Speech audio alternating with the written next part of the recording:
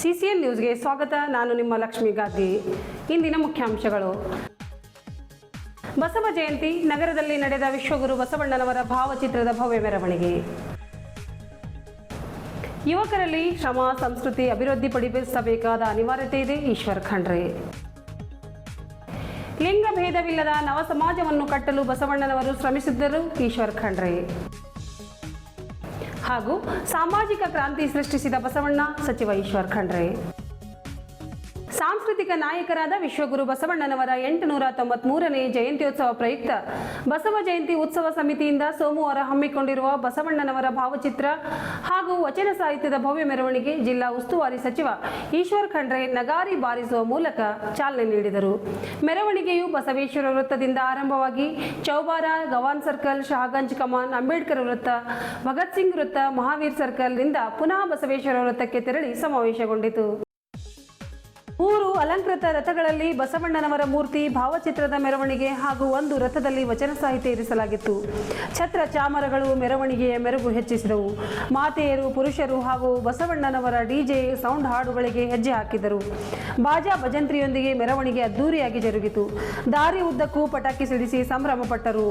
ಕಸಾಪ ಜಿಲ್ಲಾಧ್ಯಕ್ಷ ಸುರೇಶ್ ಚಂದ್ರಶೆಟ್ಟಿ, ಪೌರಾಡಳಿತ ಹಾಗೂ ಹಜ್ ಸಚಿವ ರಹೀಂ ಖಾನ್, ಬೀದರ್ ದಕ್ಷಿಣ ಕ್ಷೇತ್ರದ ಶಾಸಕ ಡಾಕ್ಟರ್ ಶೈಲೇಂದ್ರ ಬೆಲ್ದಾಳೆ, ಸಚಿವ ಈಶ್ವರ್ ಖಂಡ್ರೆ, ಜಿಲ್ಲಾಧಿಕಾರಿ ಶಿಲ್ಪಾ ಶರ್ಮಾ, ಜಿಲ್ಲಾ ಪಂಚಾಯತ್ ಸಿಇಒ ಗಿರೀಶ್ ಬಡೋಲೆ, ಎಸ್ಪಿ ಪ್ರದೀಪ್ ಗುಂಟಿ, ಬಸವ ಸೇವಾ ಪ್ರತಿಷ್ಠಾನದ ಪೂಜ್ಯ ಡಾಕ್ಟರ್ ಅಕ್ಕ ಗಂಗಾಂಬಿಕೆ ಪ್ರಭುದೇವರು, ಬಸವ ಜಯಂತಿ ಉತ್ಸವ ಸಮಿತಿ ಅಧ್ಯಕ್ಷ ಡಾಕ್ಟರ್ ರಜನೀಶ್ ವಾಲಿ, ಪ್ರಧಾನ ಕಾರ್ಯದರ್ಶಿ ಶಶಿಧರ್ ಹೊಸಳ್ಳಿ, ಖಜಾಂಚಿ ಸಿದ್ದರಾಮಯ್ಯ ಸ್ವಾಮಿ, ಎನ್ಎಸ್ಎಸ್ಕೆ ಅಧ್ಯಕ್ಷ ಸೂರ್ಯಕಾಂತ್ ನಾಗಮಾರ್ಪಳ್ಳಿ, ಬಿಜೆಪಿ ಜಿಲ್ಲಾಧ್ಯಕ್ಷ ಸೋಮನಾಥ್ ಪಾಟೀಲ್, ಭಾರತೀಯ ಬಸವ ಬಳಗದ ರಾಜ್ಯಾಧ್ಯಕ್ಷ ಬಾಬು ವಾಲಿ, ಪ್ರಮುಖರಾದ ಗುರುನಾಥ್ ಕೊಳ್ಳೂರ್, ಜಯರಾಜ್ ಖಂಡ್ರೆ, ಬಸವರಾಜ್ ಧನ್ನೂರ್, ದೀಪಕ್ ವಾಲಿ, ಧನರಾಜ್ ಹಂಗರ್ಗಿ, ವಿಕ್ರಮ್ ಮುಧಾಳೆ, ಸಂತೋಷ್ ಪಾಟೀಲ್ ಸೇರಿದಂತೆ ಸಾವಿರಾರು ಬಸವ ಭಕ್ತರು, ಬಸವಾನುಯಾಯಿಗಳು, ವೀರಶೈವ ಲಿಂಗಾಯತ ಹಾಗೂ ಇತರೆ ಸಮಾಜದ ಪ್ರಮುಖರು ಮೆರವಣಿಗೆಯಲ್ಲಿ ಭಾಗವಹಿಸಿದರು.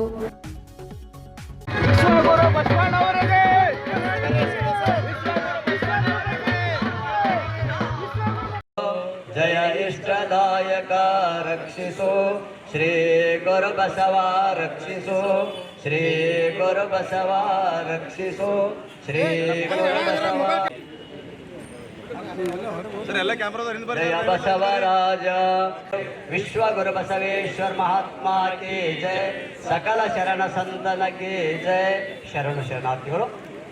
ವಿಶ್ವಗುರು ಬಸವಣ್ಣನವರಿಗೆ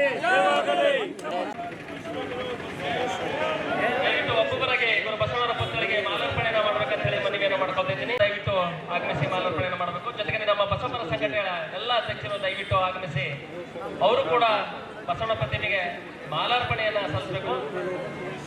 ಬಂಧುಗಳಿಗೆ ಇಲ್ಲಿಂದ ನೇರವಾಗಿ ನಾವೆಲ್ಲರೂ ಸಾಂಸ್ಕೃತಿಕ ನಾಯಕ ವಿಶ್ವಗುರು ಬಸವಣ್ಣನವರ ಅವರಿಗೂ ಬಗ್ಗೆ ಶರಣುಗಳನ್ನು ಸಲ್ಲಿಸುತ್ತೆ. ಈಗ ಮಾಲಾರ್ಪಣೆ ಕಾರ್ಯಕ್ರಮದಲ್ಲಿ ಭಾಗವಹಿಸಲಿದ್ದಾರೆ.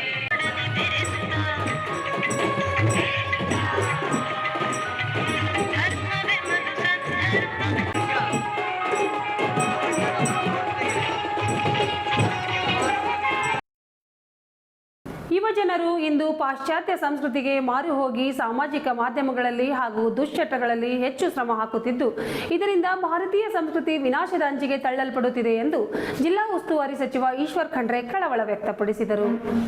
ಬಸವ ಜಯಂತಿ ಉತ್ಸವ ಸಮಿತಿಯಿಂದ ಹಮ್ಮಿಕೊಂಡಿರುವ ವಿಶ್ವಗುರು ಬಸವಣ್ಣನವರ ಭಾವಚಿತ್ರ, ವಚನ ಸಾಹಿತ್ಯದ ಮೆರವಣಿಗೆಗೆ ಚಾಲನೆ ನೀಡಿ ಮಾತನಾಡಿದರು. ಯುವಕರಲ್ಲಿ ಅಣ್ಣ ಬಸವಣ್ಣನವರ ಕಾಯಕ ಸಂಸ್ಕೃತಿ ಅಭಿವೃದ್ಧಿಪಡಿಸಬೇಕಾದ ಅನಿವಾರ್ಯತೆ ಇದೆ ಎಂದರು.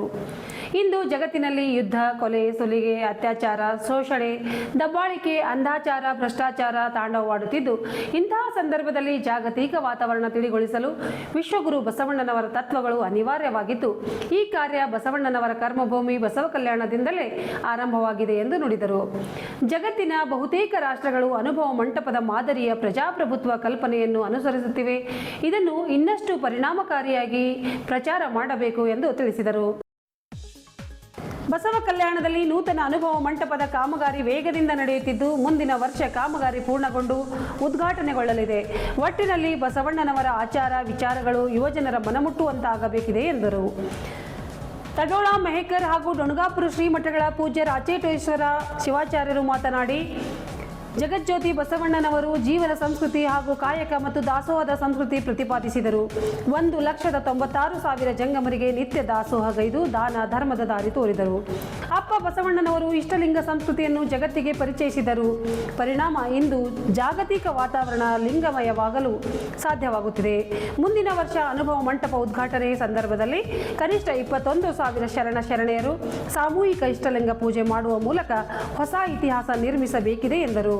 ಇದೇ ವೇಳೆ ಜಿಲ್ಲಾ ಉಸ್ತುವಾರಿ ಸಚಿವರು ಅಲ್ಲಮ ಪ್ರಭುದೇವರ ವಚನವಾದ ಶಿವಗುರುವೆಂದು ಬಲ್ಲಾತನೆ ಗುರು ಎಂಬ ವಚನ ಪಠಣ ಮಾಡಿದರು. ದ್ವೇಷ ಇದೆ, ಹಿಂಸೆ ಇದೆ, ಅಸಹಿಷ್ಣುತೆ ಇದೆ, ಇವೆಲ್ಲವೂ ನಿವಾರಣೆ ಆದರೆ ಮಾತ್ರ ಒಂದು ಸುಖ, ಒಂದು ಶಾಂತಿ, ಸಮಾಧಾನ ಒಂದು ಇರುವಂಥ ಸಮಾಜ ನಿರ್ಮಾಣ ಮಾಡಲಿಕ್ಕೆ ಸಾಧ್ಯ ಇದೆ. ಹೀಗಾಗಿ ಬಸವ ತತ್ವದಲ್ಲಿ ಎಲ್ಲವೂ ಇದೆ. ಆದರೆ ನಮ್ಮ ಮಕ್ಕಳಿಗೆ, ಯುವಕರಿಗೆ ಅದ್ರ ಬಗ್ಗೆ ಅರಿವಿಲ್ಲ. ವಚನ ಸಾಹಿತ್ಯ ಅಧ್ಯಯನ ಮಾಡಲಿಕ್ಕೆ, ಶರಣ ಸಾಹಿತ್ಯ ಅಧ್ಯಯನ ಮಾಡಬೇಕು ಅನ್ನುವಂಥದ್ರ ಬಗ್ಗೆ ಅವರಿಗೆ ತಿಳುವಳಿಕೆ ಹೇಳಿ ಒಂದು ದುಶ್ಚಟರಹಿತವಾದಂಥ, ದುರ್ಗುಣರಹಿತವಾದಂಥ ಸಮಾಜ, ಒಂದು ಯುವಶಕ್ತಿ ನಿರ್ಮಾಣ ಮಾಡುವಂಥದ್ದು ಅವಶ್ಯಕತೆ ಇದೆ.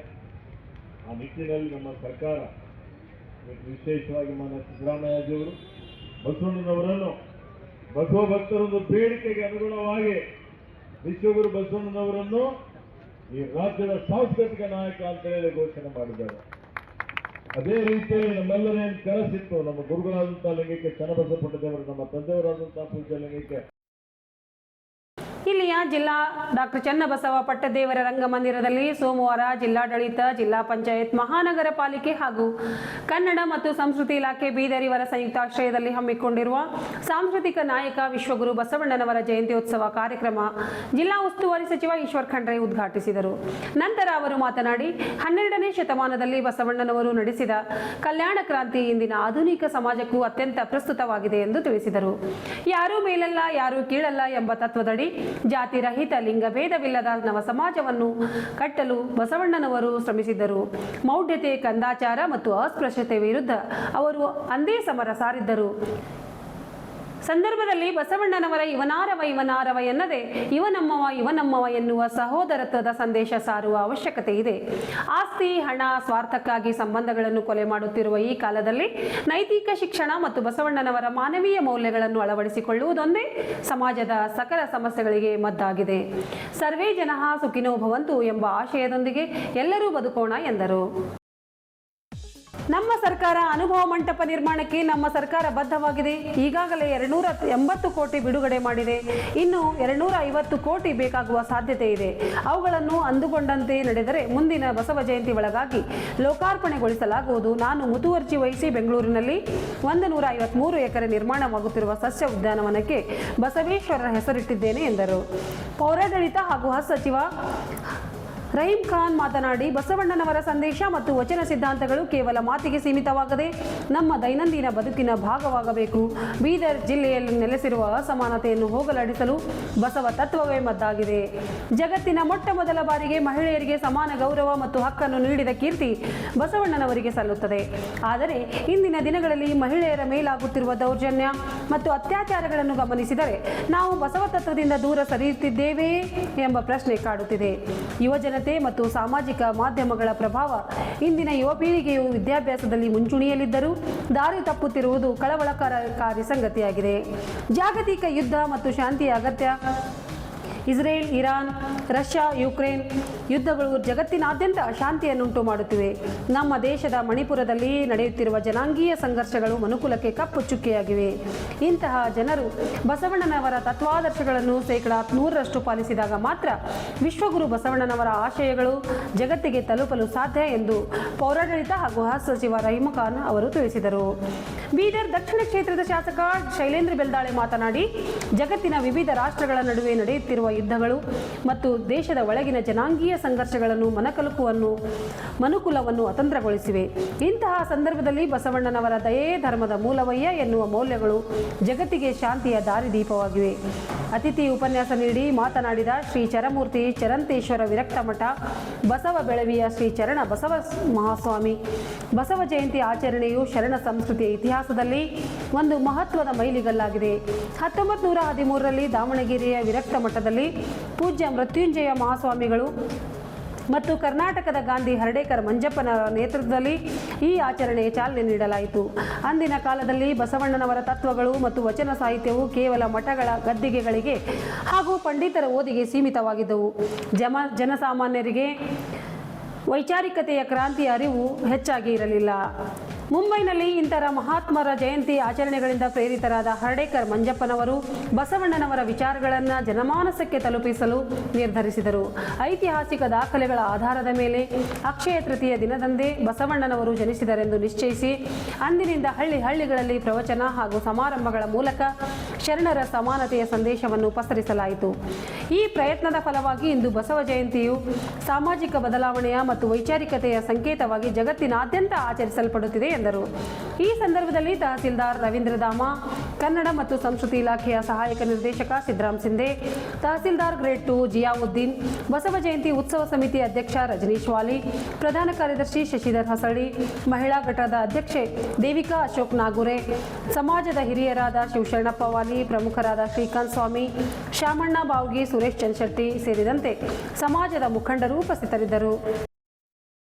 ಸೋಮವಾರ ಜಿಲ್ಲಾಡಳಿತ ವತಿಯಿಂದ ನಗರದ ಬಸವೇಶ್ವರ ವೃತ್ತದಲ್ಲಿ ಸಾಂಸ್ಕೃತಿಕ ನಾಯಕ ವಿಶ್ವಗುರು ಬಸವಣ್ಣನವರ ಪುತ್ಥಳಿಗೆ ಭಾವಚಿತ್ರಕ್ಕೆ ಪೂಜೆ ಸಲ್ಲಿಸಿ ಮೆರವಣಿಗೆಗೆ ಜಿಲ್ಲಾ ಉಸ್ತುವಾರಿ ಸಚಿವ ಈಶ್ವರ್ ಖಂಡ್ರೆ ಚಾಲನೆ ನೀಡಿದರು.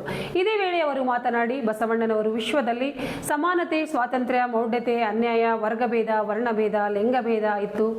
ಆ ಸಂದರ್ಭದಲ್ಲಿ 893 ವರ್ಷಗಳ ಹಿಂದೆ ಜನ್ಮ ತಾಳಿ ಅಸ್ಪೃಶ್ಯತೆಗಳನ್ನು ನಿರ್ಮೂಲನೆ ಮಾಡಲು ಕಲ್ಯಾಣ ಕ್ರಾಂತಿ ಮೂಲಕ ಜಗತ್ತಿಗೆ ಸಾರಿದರು ಎಂದು ತಿಳಿಸಿದರು.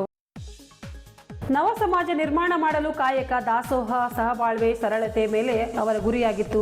ಅನುಭವ ಮಂಟಪದಲ್ಲಿ 770 ಶರಣರಿಗೆ ಸಮಾನತೆ ಕೊಟ್ಟು ಹೋರಾಟ ಮಾಡಿದವರು ಬಸವಣ್ಣನವರು ಎಂದರು. ಪೌರಾಡಳಿತ ಹಾಗೂ ಹಜ್ ಸಚಿವ ರಹೀಂ ಖಾನ್ ಅವರು ಮಾತನಾಡಿ, ಬಸವಣ್ಣನವರ ತತ್ವ ಸಿದ್ಧಾಂತದ ಮತ್ತು ಆದರ್ಶಗಳನ್ನು ವೈಯಕ್ತಿಕ ಜೀವನದಲ್ಲಿ ಅಳವಡಿಸಿಕೊಂಡು ನಡೆಯೋಣ ಎಂದರು.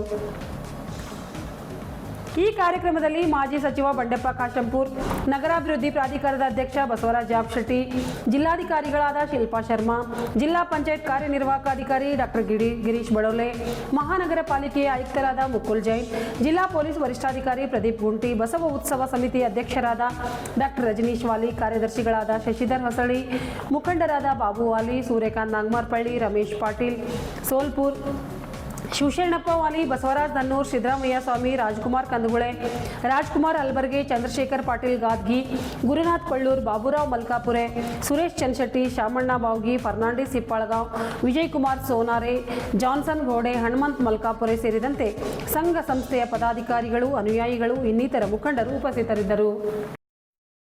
ಇದರೊಂದಿಗೆ ನಮ್ಮ ಇಂದಿನ ವಾರ್ತಾ ಪ್ರಸಾರ ಮುಕ್ತಾಯವಾಯಿತು. ಮುಂದಿನ ವಾರ್ತೆಗಳೊಂದಿಗೆ ಮತ್ತೆ ಭೇಟಿಯಾಗೋಣ. ವಂದನೆಗಳು.